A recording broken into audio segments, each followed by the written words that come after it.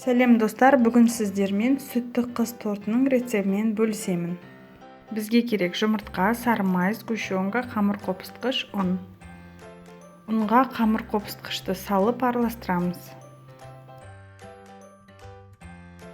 Сгущенкаға жұмыртқаны салып 2 минуттай миксерлейміз.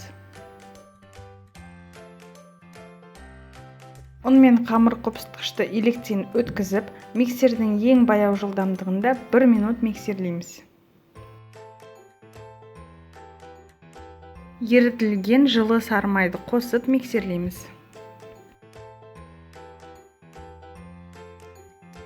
Міне бізде осындай біркелкі әдемі масса болады. Сүтті қызда пергамент қағазына қатты мән беру керек. Бірден жақсысын алу керек, өйткені сапасы төмен пергамент қағазынан корждарды алу қиын болады, яғни жабысып қалады. Мен Поклан фирмасын қолдандым. Өте жақсы, сапасы да маған ұнады. Маған корждарды осылай жаққан ыңғайлы, тез әрі түзу болып шығады. 24 см диаметрге 2 ас қасық толтырып саламыз, түзулетіп шығамыз. Сіздер қаламмен сызып, оның теріс бетіне жасасаңыздар да болады.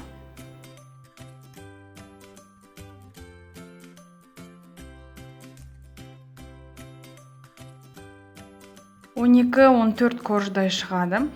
180 градуста қызып тұрған пеште қызарғанша пісіреміз, шамамен 4-5 минуттай. Одан да аз болуы мүмкін. Қызарған кезде бірден аласыздар.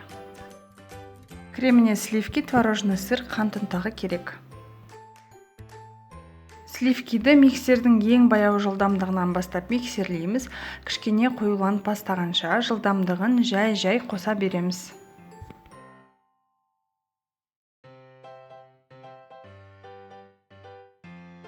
Қоюланып бастағанда қант ұнтағын салып миксерлейміз. Қант ұнтағын толықтай араластырғаннан кейін творожный сырды аз-аздан сала отырып миксерлейміз. Қою болғанша.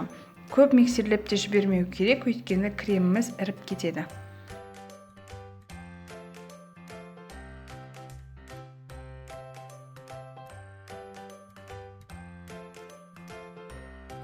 Міне соңында креміміз осындай өте нәзік болуы керек.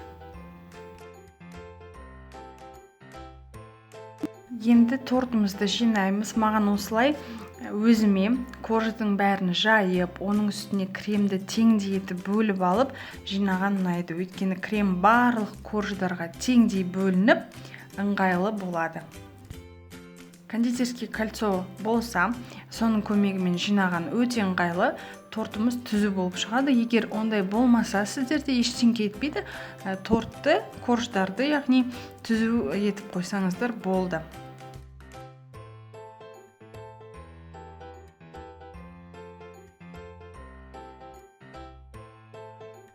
Холодильникке 1-2 сағатқа салып қоямыз. Кондитерский кольцодан тортымызды босатамыз. Тортымызды әрлейміз. Мен вафельный крошка дайындап, сонымен әсемдедім. Сүтті қызға керемет үйлеседі. Жеміс-жидектер мен шоколадпен әрлесеңіздер де болады. Әрлеп болғаннан кейін холодильникке 5-6 сағатқа салып қоямыз, немесе